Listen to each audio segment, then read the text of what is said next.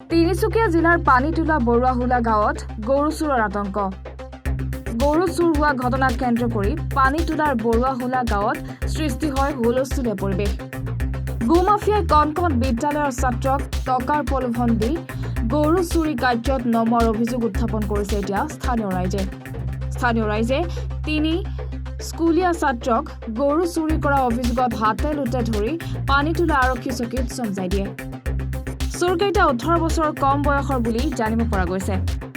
বৰুৱাহোলাৰ যি আমাৰ দাঁতিকাষৰীয়া অঞ্চলবিলাকত আজি বহুদিনৰ পৰা এই গৰুৰ চুৰি কাৰ্য চলি আছে। এই চুৰি কাৰ্যত আমাৰ অঞ্চলৰ খুব কম বয়সে স্কুলত পঢ়ি থকা আদি কৰি বিভিন্ন ধৰণৰ ল'ৰা জড়িত হৈ আছে। এই জড়িত হোৱা ল'ৰাকেইজনক আমি ইতিমধ্যে ধৰি আনি থানাত গতাইছোঁ আৰু এনেধৰণৰ অবৈধ কাৰ্যসূচীৰ লগত সেই সৰু ল'ৰা ব্যৱহাৰ কৰি যিকেইজন গৰু মাফিয়াই সিহঁতক গৰু চুৰ কাৰ্যত জড়িত কৰাইছে সিহঁতৰো আমাৰ থানাত নাম কৰিছে আৰু সিহঁতৰ বিৰুদ্ধে আমি অনাগত দিনত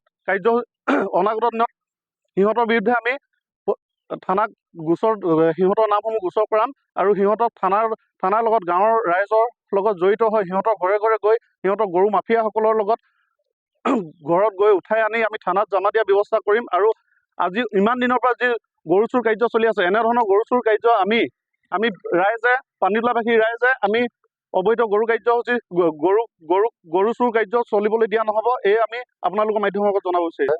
নৱপ্ৰজন্মই যি ধৰণে কাম কাজত আকৰ্ষিত হ'ব লাগিছিল তাৰ বিপৰীতে আমি দেখা পাইছোঁ আজি এখন বিপৰীত ছবি দেখা পাইছোঁ। ইমান সৰু ল'ৰা ছোৱালীবিলাকে এনেকুৱা এটা কাম কৰিবলৈ আগবাঢ়িছে। গৰু চুৰ এটা ভাবিব নলগীয়া ঘটনাবিলাক সংঘটিত হৈছে।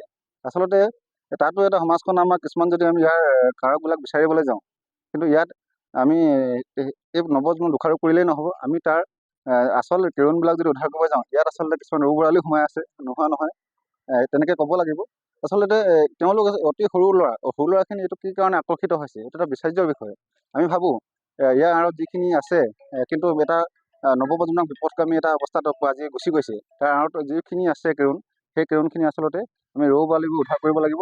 তেতিয়াহ'লে অনাগত এনেকুৱা ঘটনা হোৱাৰ পৰা আমাৰ সমাজখন উদ্ধাৰ কৰিব। চাবুৱাৰ পৰা সূৰ্যোদয় কোঁৱৰৰ ৰিপৰ্ট, এনিভাৰত 24।